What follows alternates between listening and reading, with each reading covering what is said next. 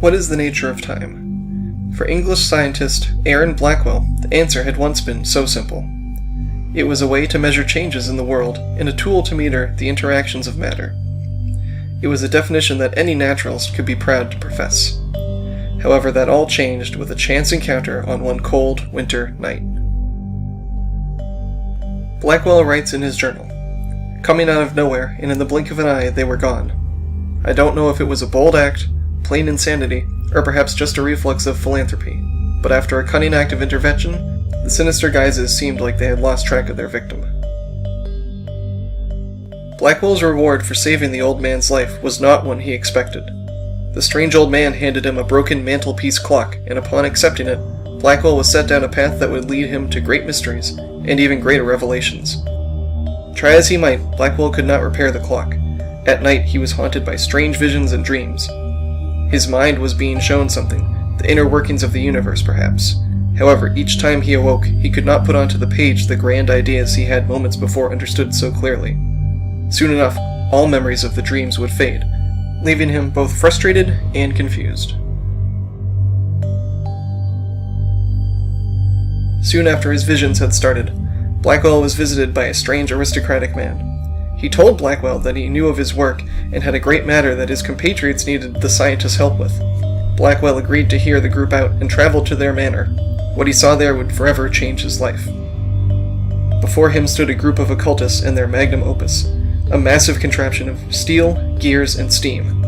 A god machine, built to manipulate time and rearrange it into a more orderly manner. To extract the meaningless instants and repurpose them for better use elsewhere. To keep only the moments of experience that directly improve, and to eschew the rest. Blackwell could tell it was nearly complete, and with his expertise its functions could be brought to fruition, and more importantly, the device could be brought to bear on the world. Excited at the prospect, Blackwell agreed to lend his aid. From his journal, I became reconciled to, if not obsessed with, the idea of playing my destined part.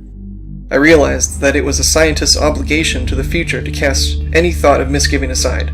Doubt was poison. If we wouldn't help to make the way for progress and explore distant shores, who possibly would? Though he worked tirelessly towards the machine's completion, ever present in Blackwell's heart, a doubt did remain. The plan, if they truly brought it into being, would eliminate the concept of self-determination. Those deemed unworthy by the machine would have their time reappropriated and distributed among those it deemed worthy. Those such as the beggars he passed on the streets would quickly fade from existence instead of dying from want. It was a mercy he often told himself would justify the essential cruelty behind the scheme. As his work neared completion, Blackwell could not hold down the doubt he had pushed away for so long. The old man's shop had mysteriously burned to the ground, and Blackwell was haunted by the last words the man had said to him. Hearken the quiet. If their plan were carried out, there would be no more quiet. But was there some strange necessity of this quiet that he was missing? We end part one of the story seeing Blackwell as a man burdened by two souls. One is obsessed with the manic progress of science, blind to all costs. The other is desperate to find the tie between the physical and spiritual worlds, which his work itself may undo.